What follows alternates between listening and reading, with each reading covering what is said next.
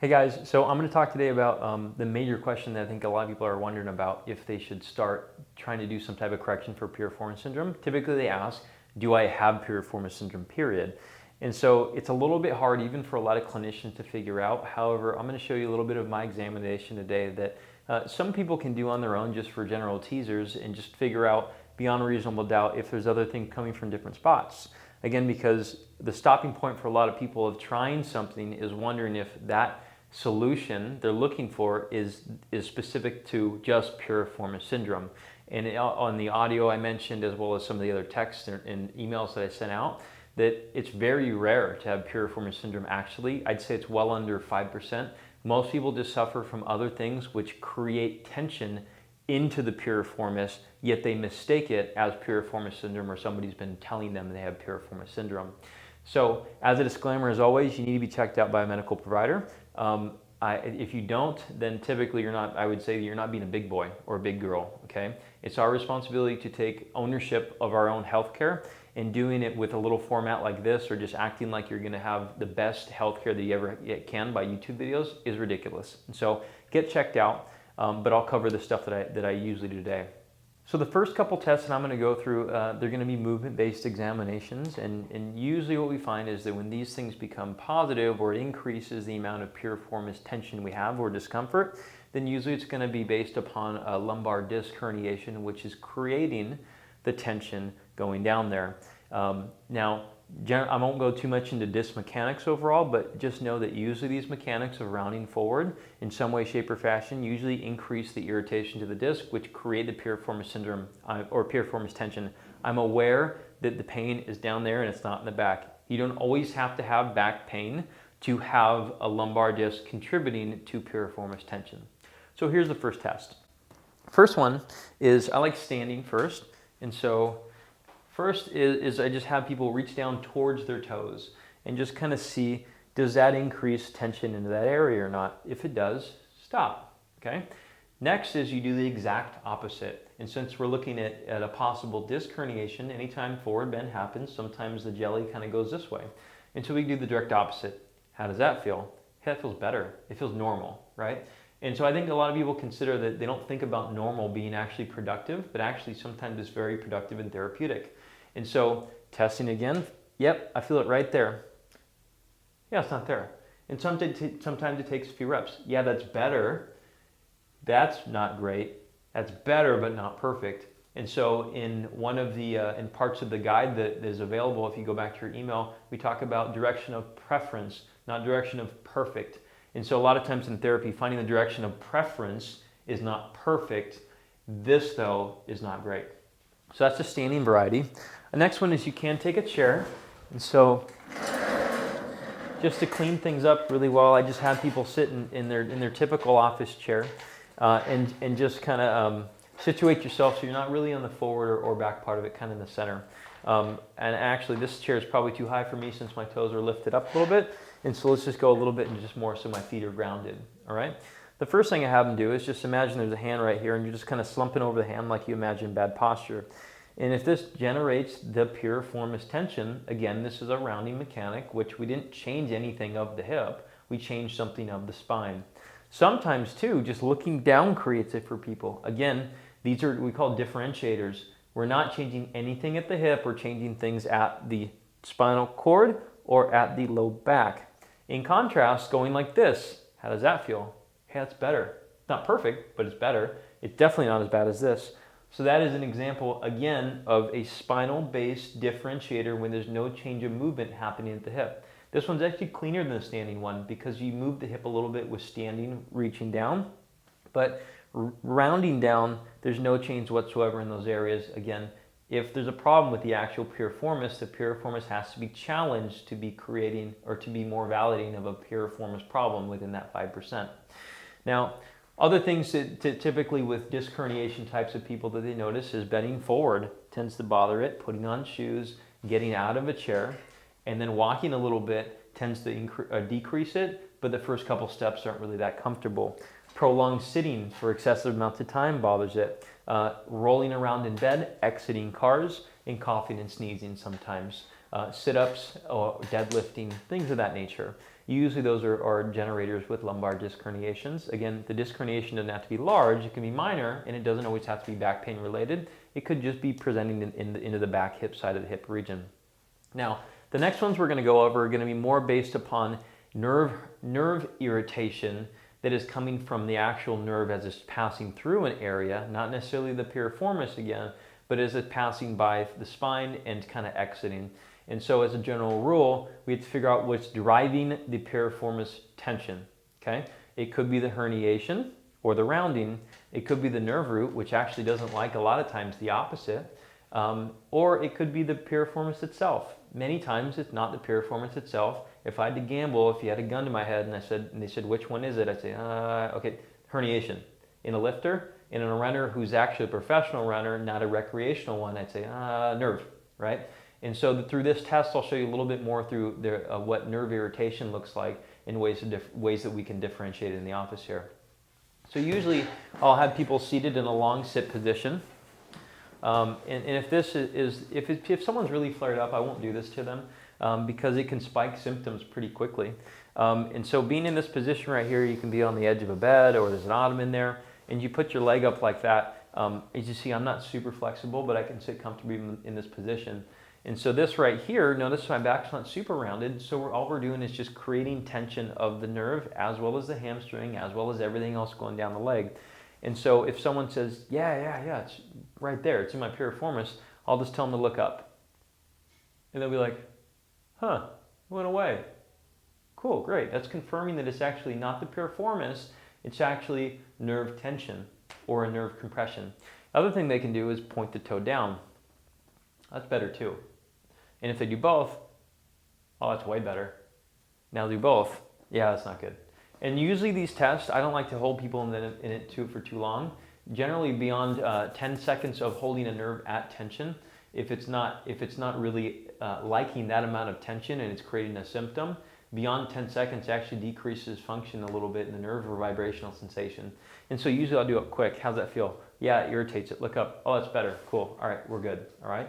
For me, just one of those tests is enough to, if the head or foot decreases it, or even putting the other leg up decreases it. Those are 3 different types of differentiators that will decrease piriformis tone if from a nerve root irritation. Now, are there other tests specific to the piriformis? Yeah, but these ones are the most common, all right?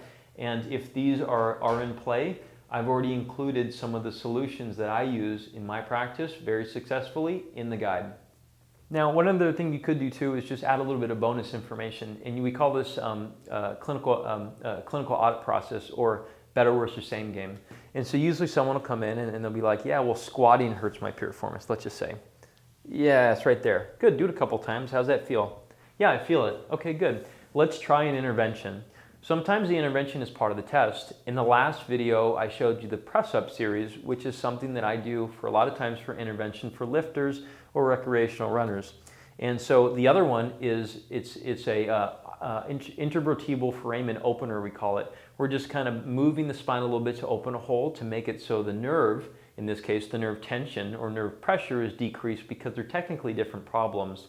And so usually I'll pick one of the two and I'll have them retest the squat, or sitting cross-legged, or walking, or running, or whatever you pick as the outcome measure. That is the thing that will, if we pick the right solution, will change immediately after doing the intervention.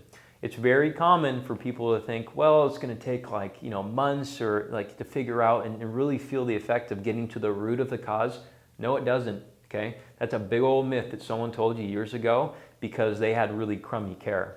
All right, and so strength and endurance in building up bone density and muscle size, yes, those do take time. However, this is a first aid process. It does not take 6 months for a cut to heal. All right, all we're doing is applying a first aid, and that's the intervention that most people are lacking because someone did not look for it very well. And you go through these interventions here on the guide. Those are the most common ones that I use, and they work very, very well. Now again, I think we got to go back to the question of, do you need a correct diagnosis?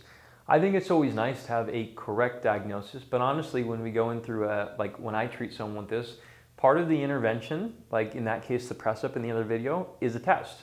And we know that if they have a 50% change within the test with, say, the squat or the thing that was painful just prior to with that audit process, we know that actually we're making a good choice in sending that person home with those interventions.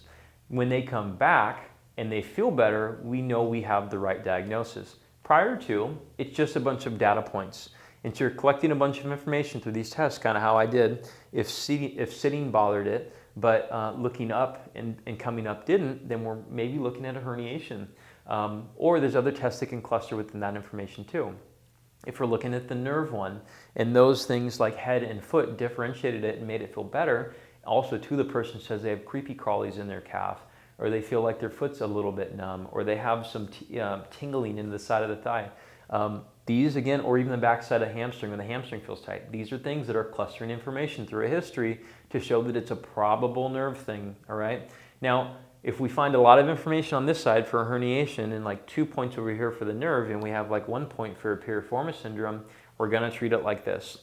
Vice versa, the same thing, lots of nerve things here, a couple disc herniations things here, and a couple piriformis things down there. We're gonna treat it as a nerve. And in the rare cases where it's all piriformis and these ones are a little bit, we're gonna treat it as a piriformis. Luckily, in those cases with piriformis, a lot of times we still treat it like this initially because we have to consider why is the piriformis tight. And a lot of times it's tight as a protection of these other two. And so this little cycle, this little loop. And so I typically, even if they have true piriformis syndrome, I treat it like these two first. And then if they're really, really stuck, we can look at intervening and separating those tissues a little bit via surgical intervention.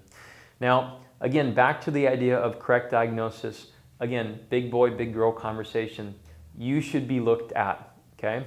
I can't tell you how many times I've sent videos of these kind of things to people, and it's not that they're dummies. It's just I can't expect my friend who's a CPA to understand this, and he can't expect me to understand tax law. It's ridiculous, okay? But I can understand a little bit enough to question whether what I'm doing is right or not. And so I would suggest, I've had people who come in for me from hours away. I'm not saying come to see me, but you should go see someone worthwhile. They're very hard to find, okay?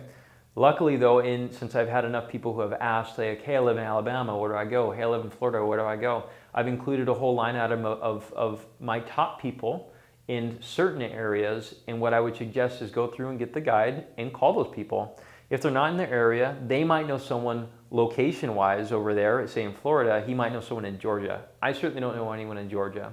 And also included some directories where hopefully you can get people with similar mindsets of mine if you like what I'm saying, and hopefully you can find someone to help you there locally. But if you go to the run-of-the-mill person on Yelp or on Google, and even if they have good reviews, if you notice that they're not saying the same kind of similar message and they just do quick fixes or adjustments, you might not have the same result, okay?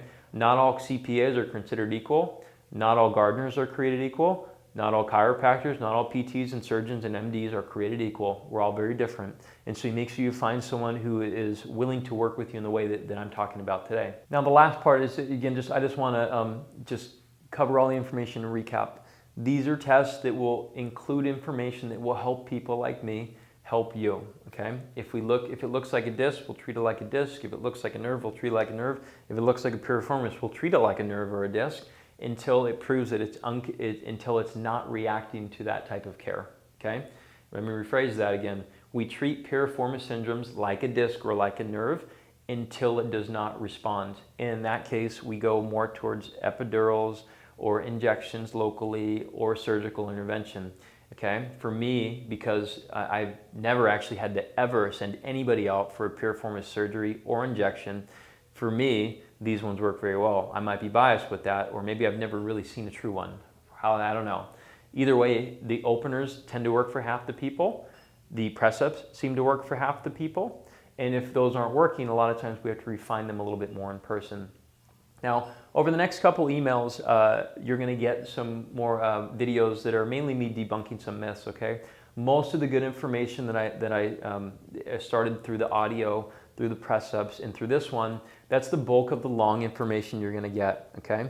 The other stuff is just to bring you to a little bit more awareness, but honestly, in my opinion, with these three videos, two videos that we created, as well as the audio, there's enough information that I hope it created some doubt, that you would question if stretching is the right thing for you, or stretching is the right thing for you. Because if you're finding that some of these things are making sense to you, it would behoove you to not do the things that already proved it, so they prove themselves to not work, okay?